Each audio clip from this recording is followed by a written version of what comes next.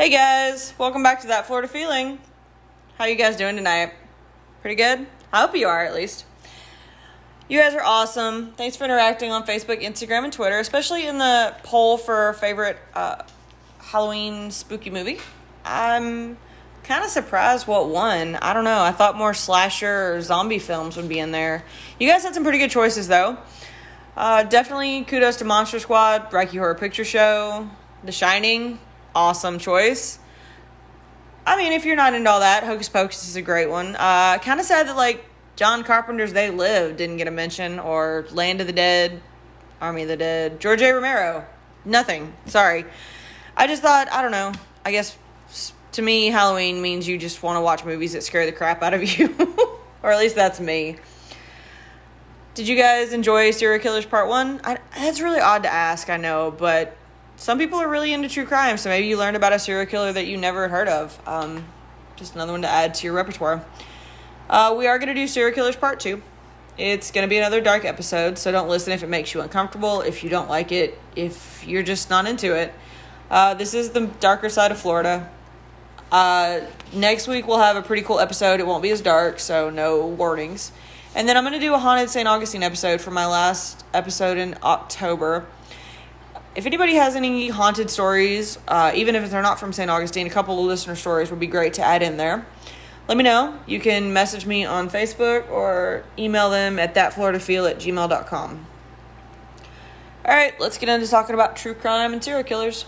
And the first one I'm going to talk about is Notorious. And I don't just mean notorious in Florida, I mean notorious. Probably all of the U.S. And I'm talking about the one and only charming Mr. Ted Bundy. Now, you're probably wondering why I called him charming, and it's because he really was. He was really a people person. He was smart. He wasn't bad looking. He got along with most people. I mean, a judge even wished him well after his trial, but he just couldn't stop hurting people. Now, Ted Bundy was actually born Theodore Robert Cowell. He was born on November 24th in 1946 in Burlington, Vermont, far from Florida. And he was raised by his mother. Unfortunately, his father was never confirmed. The rumors went around that he was an Air Force veteran or even his grandpa. Neither were proven. Really hope it was the Air Force veteran, personally. Ted was actually raised by his grandparents and even spoke lovingly of them. That, however, did not stop him from having a pretty disturbed youth. He did have a few run-ins with the law from his youth and even continued through his adulthood. He was well educated. He did finish high school, he did graduate from college, and even worked in political offices in the state of Washington. He started law school. Unfortunately, he never finished because his life turned into what we know it today. There's no actual specific time that we know of when Ted Bundy started to kill. He told people many different things, and no one was told the same thing. So we really aren't sure. They kind of think it was in the 1960s to early 1970s. That's because he was arrested and sent to trial for the first time in 1975 after numerous women were murdered. He was charged, but he escaped from police custody, and this was in 1977. He chose to do his own defense, which was common for him, and he was not shackled if he was his own defense. He wanted to use the law library to work on his case, and he jumped from an open window. And this took place in Aspen, Colorado. He, of course, was recaptured, and he escaped again on December 30th. And that's because people were on Christmas and New Year breaks. He went through the ceiling from his cell into the chief jailer's apartment. He changed clothes, and he walked right out the front door because, of course, the chief jailer was out with his wife for the holidays. That's one way to do it. Now, of course, we know that Ted Bundy eventually made his way to Florida, and he ended up in Tallahassee in January. He was staying at a boarding house near FSU, and he did try to fit into society. He did try to get a real job, or so he said.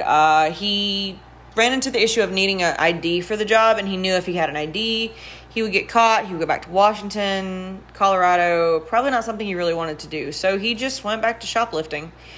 He shoplifted, he stole money, and he got credit cards from wallets left unattended in grocery carts. So ladies, don't leave your purses unattended. Never know who could get their little grubby hands in there. Now, of course, he just couldn't stay away from his old habits, and he turned into the person we know today as a serial killer on January 15th of 1978. Fun fact, he had only been in Florida for 1 week. 1 week before he decided to go on his murderous spree. And he started at FSU's Chi Omega House, and he bludgeoned Margaret Bowman, who was only 21 at the time, to death, and he used a piece of oak firewood. He then proceeded to garrote her with a nylon stocking. He moved on to Lisa Levy, who was only 20. He beat her unconscious, strangled her, tore off one of her nipples, bit her in the buttocks, and sexually assaulted her. Gosh, he just has anger issues, apparently.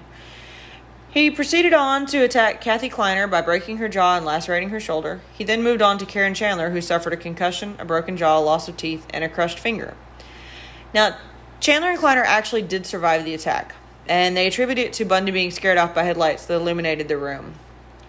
Bundy did manage to escape the house, but not unseen. He was spotted by Nina Neary as she came into the house as Bundy was making his exit.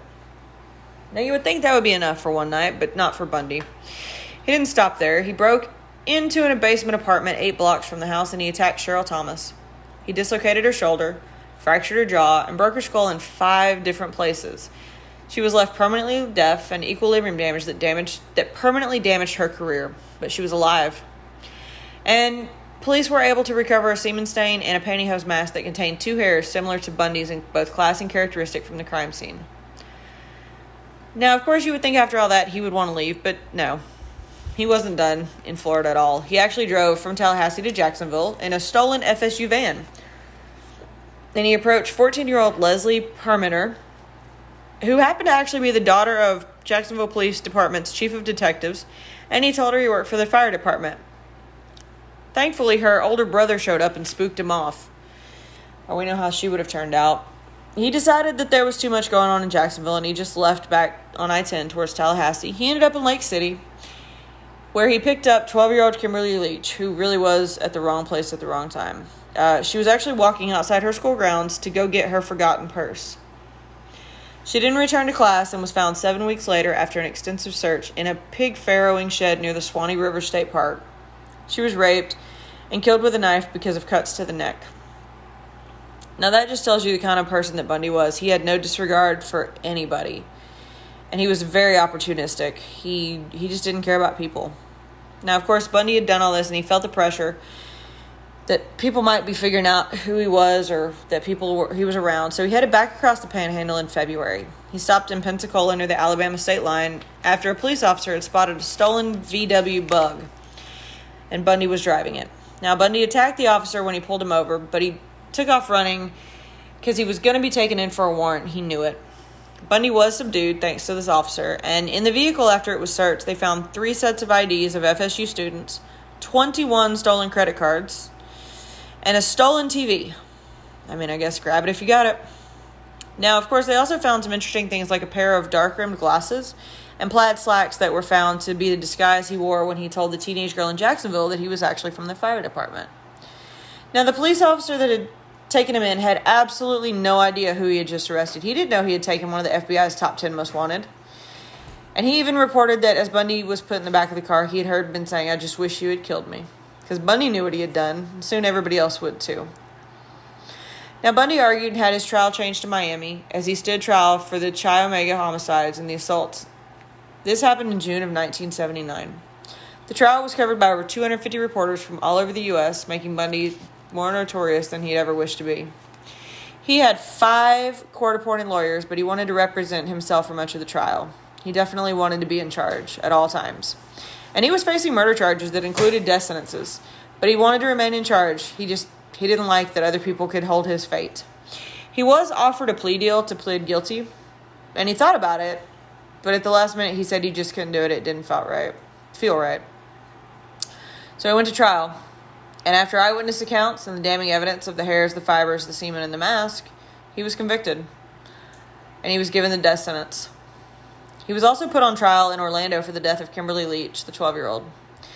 He was again found guilty, based on eyewitness accounts seeing him leading her to a stolen van, and then fibers recovered from her body that matched his clothing at the time.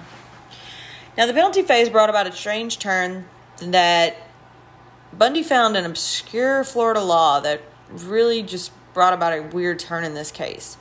Now, the Florida law said that a marriage declaration in court, in the presence of a judge, constituted a legal marriage right then and there.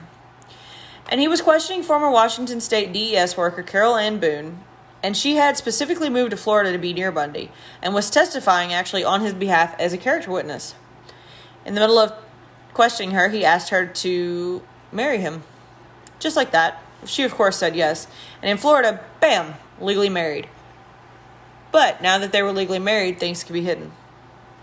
Bundy was smart. He really was. It's a shame he didn't put it to better use. He was convicted and sentenced to death in February of 1980.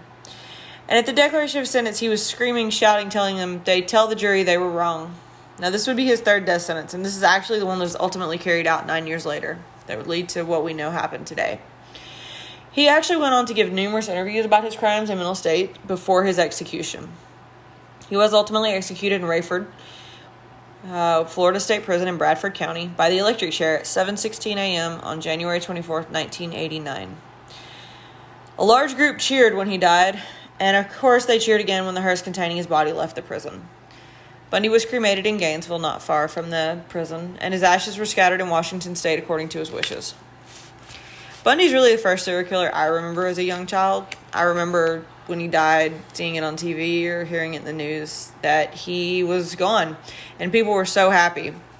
And I don't know that I understood it at the time, but after hearing about what he did and what kind of person he was, the world is probably far better off without him in it. It's just a shame because he really was so smart.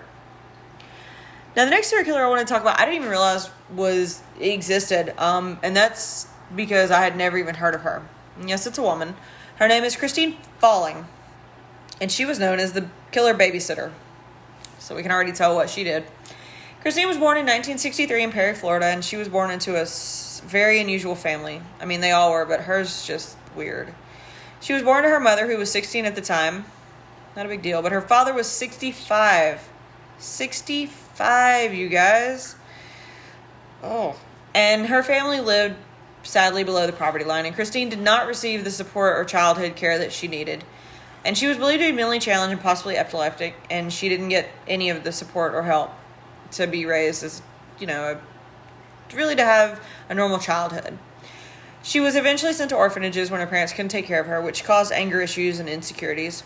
And it caused her to lash out by killing small animals at an early age. She used to want to test cats' 9 lives by throwing them from heights that would obviously hurt them. Now, she continued to have bad luck in life because she was forced to marry 20-year-old Goober Falling when she was 14.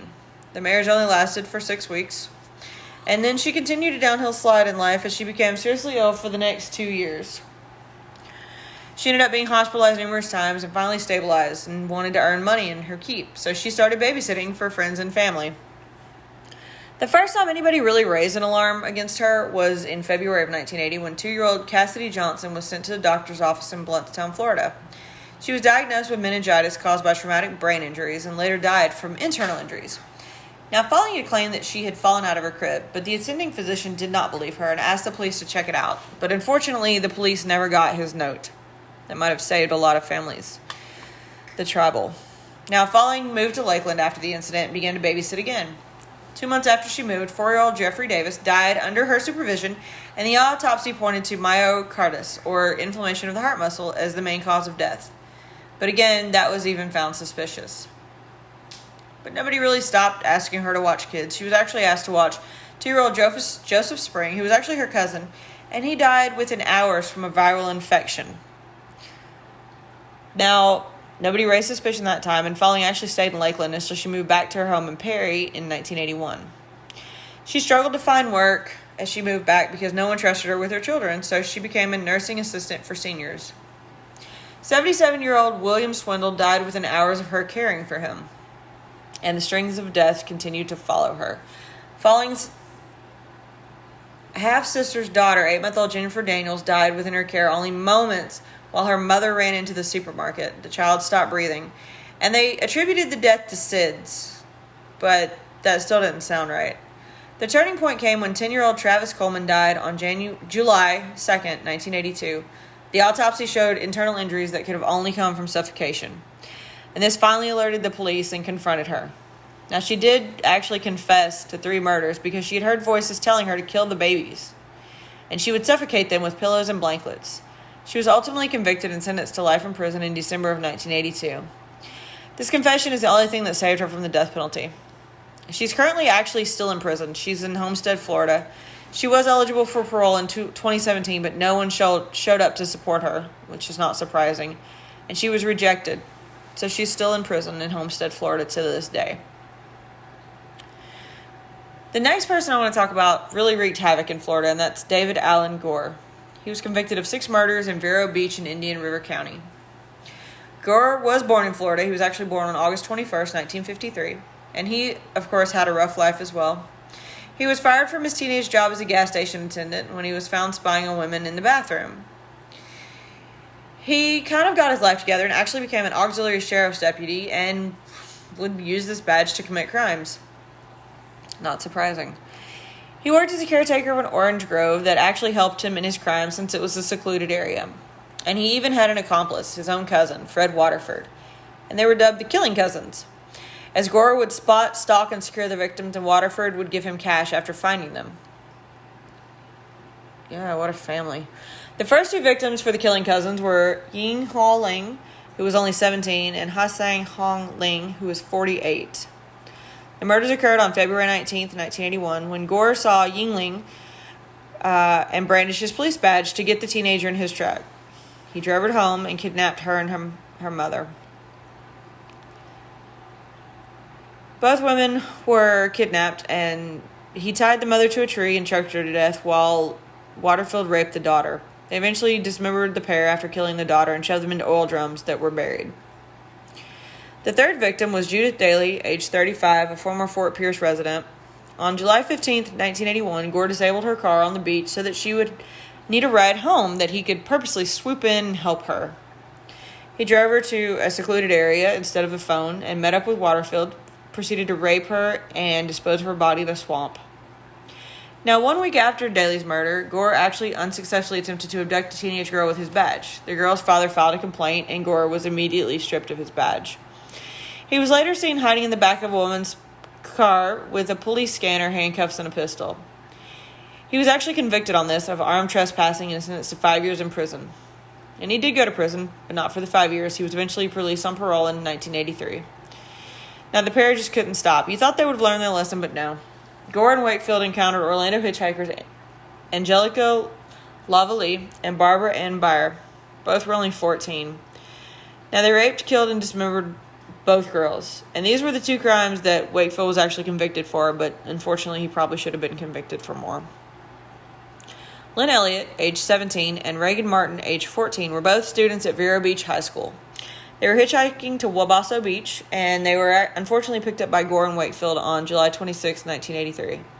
They were taken to a house that was owned by Gore's parents, and Wakefield was with him, but got spooked after seeing his sister drive by, and he left. Gore proceeded to bound and rape the girls. Now, Lynn actually managed to escape and run nude down the driveway. She fell, unfortunately, and Gore got up with her. He panicked, and he shot her in the head. Well, this was not an unseen incident. A neighborhood boy actually saw it and called the police. The police came out, and a 90-minute standoff took place between them and Gore. The cops eventually arrested Gore and rescued Martin, who was found naked and tied up in the attic. Gore eventually led the police to the remains of 3 of the 6 murder victims. He led them to where Byer Ling and her daughter were. He also admitted to killing 3 girls and 2 women. Gore was finally charged with first-degree murder on August 10, 1983, and the trial was eventually moved to St. Pete from Vero Beach in 1984, knowing that he wouldn't get a fair trial in this area. He was ultimately convicted of first-degree murder and given the death penalty in 1984. The Supreme Court affirmed this death penalty on August 22, 1985, and Gore was finally put to death, wait for it, Thursday, April 12, 2012. So many years later. He died at 6:19 of lethal injection. His last words were, "I'm sorry, I have remorse. I was not the man I was back then. Or I'm not the man now that I was back then. I don't feel death." Okay. And Wakefield was later convicted of 2 counts of murder in January of 1985 and given 2 life sentences. It really is kind of harrowing to see that these people sit on death row for so long when they've done such bad crimes. And it really is sad that most of them did come from bad backgrounds. But just remember, whatever you come from, that doesn't mean who you are. Certainly doesn't make you who you are. You can overcome anything. Now, Florida is full of the good.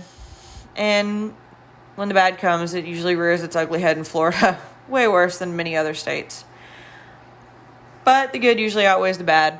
Unless you're Florida man. And the latest Florida man comes out of Lake City. A Florida man, having a very smart day, tried to trade in a vehicle to a dealership that he had just stolen from the same dealership a few days earlier. He admitted to stealing the car, and you could even see him stealing the car on the dealership's camera system. So, first of all, don't steal cars. Secondly, don't try to turn them back into where you stole them. Probably gonna know it's you. Especially with cameras and smartphones and everything like that these days. Somebody's going to catch you doing it. So just don't do it. Alright guys, this was the short version of Florida serial killers. Florida has many more than that, but these are the ones that I found interesting. If you're a true crime junkie, hopefully you found somebody you didn't know about. Or if you're into crime, just don't do it. History lessons. Next week will be something different. It won't be as dark, I promise. We'll talk about the sunny or odd or creepy or some other kind of side of Florida. I do hope that you guys have a great week. Look out for the questions and polls on Tuesday on Facebook and Instagram. As always, don't be a stranger. You can interact. You can send messages. You can say hi. I don't bite. Hard anyways. But thank you guys for listening. I really hope that you guys are still enjoying this podcast as much as I'm enjoying doing it. Don't forget to leave a 5-star review on Apple with a comment if you have a second. I would really appreciate it. As always, interact on the Facebook, Instagram, and Twitter pages. There are other fellow people out there like you who tend to like Florida and podcasts. So it's a place you can talk and get to know each other or find people just like you. Thanks, guys, for listening. We will talk about the sunny side of Florida again soon. Stay up to date on hurricanes. Try to be nice to one another. The world's full of assholes, so let's not be another one. Drink water, wear sunscreen, and as always, guys, that's your daily dose of sunshine.